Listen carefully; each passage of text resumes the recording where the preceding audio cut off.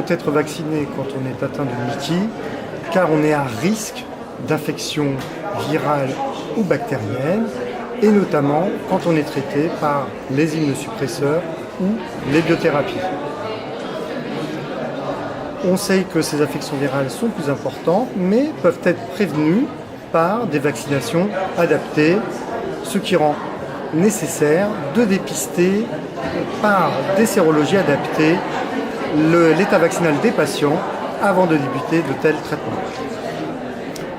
Dans l'idéal, on préfère vacciner les patients le plus tôt possible après le diagnostic de la maladie inflammatoire de l'intestin et notamment avant l'introduction des traitements immunosuppresseurs ou des anti-TNF-alpha. Pourquoi? Parce qu'on sait que ces traitements peuvent altérer la réponse vaccinale, c'est-à-dire que les vaccins marchent moins bien.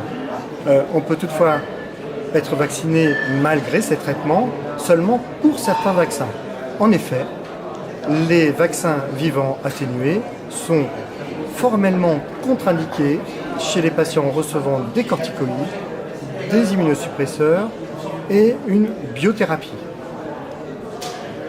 Il s'agit des vaccins de la rougeole, des oreillons, de la rubéole, de la varicelle,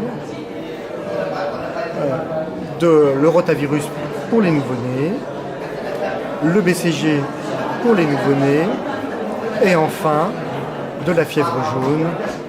Pour tous les autres vaccins, il est possible de les administrer sous traitement par immunosuppresseur.